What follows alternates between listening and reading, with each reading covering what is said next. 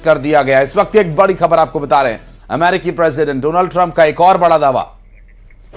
तो वहीं ईरान जंग के बीच इजरायल ने तेहरान पर एक और बड़ा जबरदस्त जोरदार हमला कर दिया है। इजरायली सेना ने कहा कि राजधानी तेहरान में रात भर चले हमले के दौरान हथियारों की रिसर्च और डेवलपमेंट से जुड़े एक टारगेट को निशाना बनाकर तबाह किया गया। और उधर ट्रंप जल्द ही ईरान युद्ध खत्म होने का ऐलान भी कर चुके हैं। अब ऐसे में इजरायली मीडिया ने दावा किया है कि इजरायली सेना इससे पहले ईरान को ज्यादा से ज्यादा नुकसान पहुंचाना चाहती है और इसीलिए उसने ईरान पर पहले से भी तेज कर दिए हैं हमले। दरअसल इतना ही नहीं, एक मीडिया रिपोर्ट के मुताबिक इजरायल ने ईरान के साथ चल रही जंग को फंड करने के लिए अपने रक्षा बजट में लगभग 13 अरब डॉलर की बढ़ोतरी की योजना भी बनाई है। और ऐसे में हथियारों की फैक्ट्री को निशाना बनाया गया। ईरान तेहरान से सामने आई कुछ तस्वीरें भी साथ साथ हम आपको दिखा रहे हैं। एक और बड़ा जबरदस्त हमला यहां किए जाने की बात सामने आई। इजरायल ने तेहरान पर रात भर हमले किए। हालांकि ये दिन के समय की तस्वीरें भी साथ साथ आपको दिखाते चलें, जब हमले और धमाके से आम जनजीवन भी प्रभावित होता नजर आया है। और उधर बेरूत के दक्षिणी इलाकों में जबरदस्त धमाके हुए हैं। इजरायल के हमलों में कई लोगों के मौत की भी खबर है। शहर के ऊपर उठता धुआं और जोरदार विस्फोट की आवाज तस्वीरों में दिखाई दी है।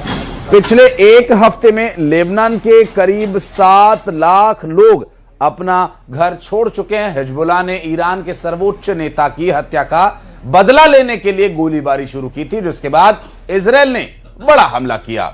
लेबनान अधिकारियों के मुताबिक अब तक लगभग 500 लोग मारे जा चुके हैं। और ईरान के इस्लामी रेवोल्यूशनरी गार्ड नेवी के कमांडर ने जंग के बीच एक बड़ा बयान दे दिया है।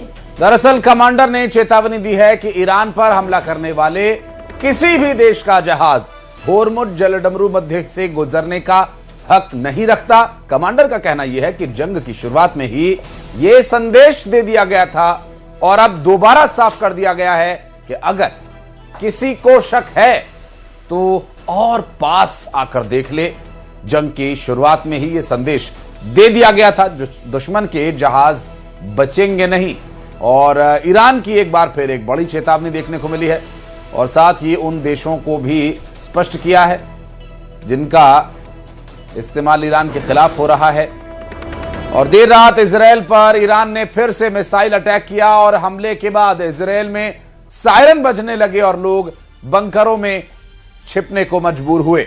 इधर मिसाइल गिरने की आशंका के बीच कई जगह भगदड़ जैसी स्थिति दिखी। देर रात हुए हमले से पूरा इलाका दहशत में आ गया। लोग जान बचाने के लिए सुरक्षित जगहों का रुख करते हुए दिखे हैं। दरअसल इजरायल में जगह जगह सायरन की आवाज गूंजती रही और तेल अवीव इजरायल से सामने आई तस्वीरें।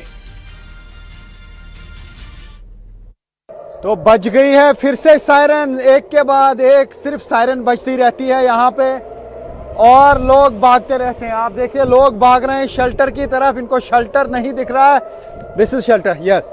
तो ये आप देख सकते हैं कि यहाँ पे कैसे बागम बाग होती है।